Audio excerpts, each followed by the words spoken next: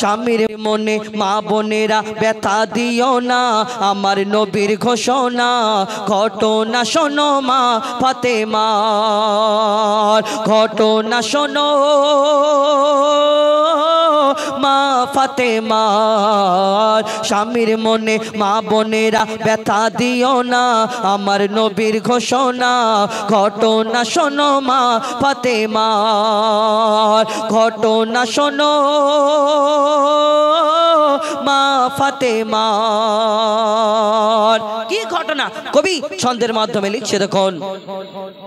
যুদ্ধ করতে যাবে আলী, হাতে নিল তলোয়ার, মা ফাতেমা স্বামীর কাছে করলো এমন আবদার, মা ফাতেমা স্বামীর কাছে করলো এমন আবদার। যুদ্ধ থেকে ফেরার পথে আসবে যখন ঘরে, একটি নতুন কাপড় কিনে আনবে আমার তরে, একটি নতুন কাপড় কিনে আনবে আমার তরে। এই কথা শুনে হযরত আলী বড়ই দুঃখ পায়, যদি আমি শহীদ হয়ে যাই কে আনবে বলো কাপড় তোমার, কে আনবে বলো কাপড় তোমার। স্বামীর মনে মা বোনেরা ব্যথা দিও না, আমার নবীর ঘোষণা ঘটনা শোনো মা ফাতেমার, ঘটনা শোনো মা ফাতেমার। এই কথা শোনার পরে হযরত আলী দুঃখ করে যখন যুদ্ধে চলে যায়, আর তখন ইমাম হাসান ইমাম হুসাইন ছুটে ছুটে আমার নবীর দরবারে পৌঁছে যায়। তারপর কি হয় কবি ছন্দের মাধ্যমে আরো কি লিখছে দেখুন। দুঃখ ভরা হৃদয় নিয়ে আলী গেল রনে, নানার কাছে ছুটে এলো হাসান হোসেন, নানার কাছে ছুটে এলো হাসান হোসেন। আব্বুর কাছে নতুন কাপড়, ও নানা আব্বুর কাছে নতুন কাপড় চেয়েছে আম্মি জান, তাই আব্বুর মনটা খুবই খারাপ ছিল যে সে পেরেশান, আব্বুর মনটা খুবই খারাপ ছিল যে সে পেরেশান। এই কথা শুনে দয়ার নবীর কান্না থামে না, কি ভুল করলো ফাতেমা, কি করলে বলো বেটি আমার, কি করলে বলো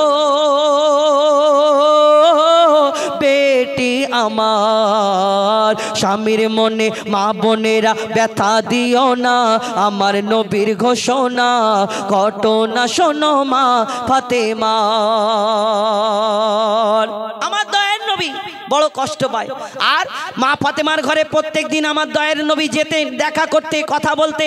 একদিন হয়ে গেল, দুদিন হয়ে গেল, 3 দিন হয়ে গেল, মা ফাতেমার বাড়িতে আর যায় না আমার দয়ার নবী। মা ফাতেমা চিন্তা করে, আহা আমার আব্বা প্রত্যেক দিন আমার ঘরেতে আসতো, প্রত্যেক দিন আমার খোঁজ খবর নিয়ে যেত, কিন্তু কি ব্যাপার আমার দয়ার নবী আমার আব্বা যান আমার বাড়িতে আসে না। মা ফাতেমা ছুটে ছুটে আমার দয়ার নবীর দরবারে পৌঁছে যায়। তারপরে কি ঘটনা হয় আমার দয়ার নবী দরবারে যখন পৌঁছে যাবার পরে সেইখানে কি ঘটনা হয় কবি ছন্দের মাধ্যমে লিখছে দেখুন। যার মুখ না দেখে ঘুমাতো না দয়ার নবীজি আমার, রাতের পরে রাত কেটে যায় মুখ দেখে না ফাতেমার, রাতের পরে রাত কেটে যায় মুখ দেখে না ফাতেমার। মা ফাতেমা ছুটে এলো আব্বা জানের কাছে, তবু বেটির মুখ দেখে না পেছন ফিরে আছে, তবু বেটির মুখ দেখে না পেছন ফিরে আছে। বলছে নবী ও গো বেটি বাড়ি চলে যাও, আগে স্বামীর কাছে ক্ষমা চাও, তবে করব ক্ষমা আল্লাহ আমার, তবে করবে ক্ষমা আল্লাহ আমার। স্বামীর মনে মা বোনেরা ব্যথা দিও না, আমার নবীর ঘোষণা ঘটনা শোনো মা ফাতেমা। মা ফাতেমা চিন্তা করে, হা আমার আব্বা কষ্ট পেয়েছে আমার স্বামীকে এই কথা বলার কারণে। ছুটে ছুটে মা ফাতেমা নিজের ঘরেতে পৌঁছে যায়, কাঁদতে কাঁদতে দরজাটা বন্ধ করে বসে থাকে। আহা কখন আমার স্বামী আসবে অপেক্ষা করে। আমার স্বামীকে পা দুটো জড়িয়ে যতক্ষণ না আমি ক্ষমা চাই চাইবো, আমার স্বামী আমাকে যতক্ষণ না ক্ষমা করবে আমার মনটা ছটফট করে। মা ফাতেমা কাঁদতে থাকে, নিজের বাড়িতে চলে যায়। এখন ডিজিটাল যুগ, আমার মা বোনেরা, যদি আগেকারের নারীরা কিরকম ছিল, স্বামীরা কেমন ছিল, বিদেশ থেকে বাইরে থেকে যদি কাজ করে ফিরতো, ওই স্বামী যদি যা কিছু লাগবে একটু গামছা দিয়ে গা মুছিয়ে দিত, পানির পাত্রটা সামনে ওই বসিয়ে দিত এবং জিজ্ঞেস করতো কি লাগবে, কি খবর জিজ্ঞেস করে। আর এখন ডিজিটাল যুগ, আমার মা বোনেরা এখন তো মোবাইলের যুগ, সব মোবাইল দেখে দেখে ডিজিটাল হয়ে গেছে। আর স্বামী যদি বাইরে থেকে কাজ থেকে এসে যদি বলে হ্যাঁ গো ও মনির মা, কচির মা, আমার নুঙ্গিটা কোথায়, তখন ওই কাজের যদি একটু বেগ থাকে তখন মনির মার আওয়াজটা একটু জোরে হয়ে যায়। হ্যাঁ তোমার চোখ নেই, দেখতে পাও না ওইখানটায় রাখা রয়েছে, বলো জোরে জোরে বলো। যখন ভিতরে যাবে গুড়গুড় গুড়গুড় করে আওয়াজ হবে, তখন মনে করে আল্লাহ গো একবার সুযোগ দাও, যিনি দুনিয়ায় গিয়ে স্বামীর পা এমন করে জড়িয়ে ধরবা জীবনভর ছাড়বো না, আল্লাহ তোমাকে সুযোগ দেবে, যাও একবার গিয়ে স্বামীর কাছে ক্ষমা চেয়ে এসো। না, এরকম হবে না। তো যখন হযরত মা ফাতেমা বাড়ি চলে আসে, তারপর কি হয় কবি ছন্দের মাধ্যমে লিখছে দেখুন।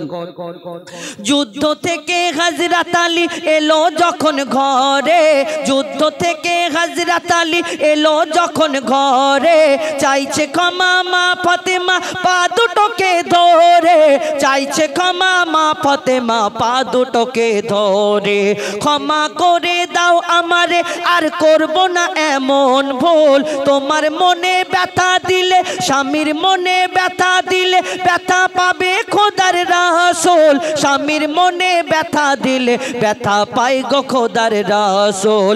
আলী ফাতেমা হাসান হোসেন নবীর কাছে যায়, নবী মোর দেখে শান্তি পায়, এমন ভুল কখনো করো না গো আর, এমন ভুল কখনো করো না গো আর। আমার নবী দেখে বড় শান্তি পায়, সবাই যখন একসঙ্গে দাঁড়িয়ে থাকে। আর সেদিন মা ফাতেমাকে কি বলে আমার দয়ার নবী এই উম্মাতের শিক্ষার জন্য। এখন ডিজিটাল যুগ, ওই একটুখানি যদি স্বামীর ঘরে কষ্ট হয় বাপের বাড়ি ফোন করে বলে কলসি ঢুকিয়ে মেরে ফেলে দিতে পারতে, এরকম স্বামীর ঘরে বিয়ে দেওয়ার থেকে না দেওয়া দরকার ছিল। আব্বাকে আবার নালিশ করি। আর এই সারা জীবন একটা ছেলে খেটে খেটে তার জীবনটাকে শেষ করে দেয় বিবি বাচ্চার জন্য, আর একটুখানি ঝামেলা হলে ওই বিবি বলে তুমি আমার জন্য কি করেছো, সারা জীবন আমাকে কি দিয়েছো। তাহলে ছেলেগুলো কি ঘাস কাটলো সারা জীবন, কি দিয়েছো বলো। কবি ছন্দের মাধ্যমে শেষ কথায় কি লিখছে দেখুন।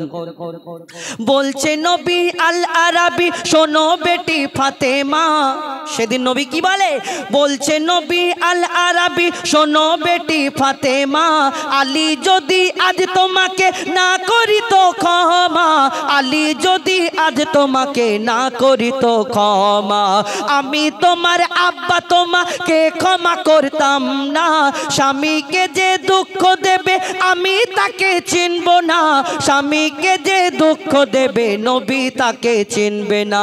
কেমন শিক্ষা দিয়ে গেল নবী দো জাহান, শুনে রাখ মঈদুল ইসলাম, ভুলছিল না মা ফাতেমা, ভুলছিল না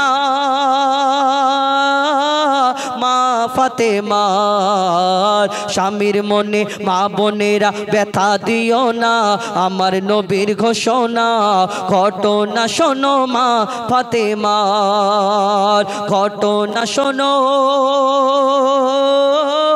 মা ফাতেমা।